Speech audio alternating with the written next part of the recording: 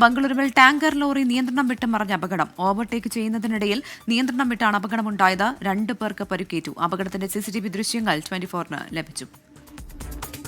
മുഹമ്മദ് റഹീസ് ചെന്നൈയിൽ നിന്ന് ചേരുകയാണ്. റഹീസ്, പേടിപ്പെടുത്തുന്ന ദൃശ്യങ്ങളാണ്. ഓവർടേക്ക് ചെയ്യുന്നതിനിടെ നിയന്ത്രണം വിട്ട് മറിയുകയായിരുന്നു. പരിക്കേറ്റവരുടെ ആരോഗ്യനില എങ്ങനെ?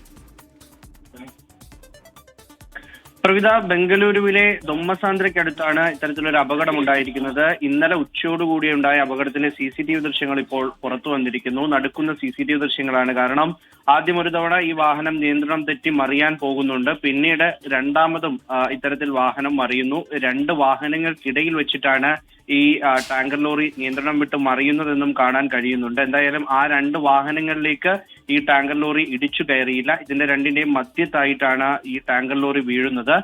വാഹനത്തിലുണ്ടായിരുന്ന കണ്ടക്ടർക്കും ഡ്രൈവർക്കും ഈ ഒരു അപകടത്തിൽ സാരമായി പരിക്കേറ്റിട്ടുണ്ട്. ഇവർ 2 പേരും ഇപ്പോൾ ചികിത്സയിലാണ്. എന്തായാലും ആരോഗ്യനില തൃപ്തികരമാണെന്നാണ് മനസ്സിലാക്കുന്നത്.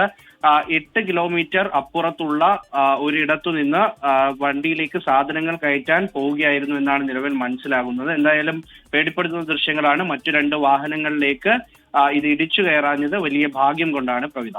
തലനാരിഴയ്ക്കാണ് വലിയ അപകടം ഒഴിവായത് എന്നതാണ് മനസ്സിലാക്കുന്നത്. ബംഗളൂരുവിൽ വാഹനാപകടത്തിന്റെ ദൃശ്യങ്ങളാണ് പ്രേക്ഷകർ ഇപ്പോൾ കണ്ടത്. മുഹമ്മദ് റഹീസാണ് വിവരങ്ങൾ നൽകിയത്.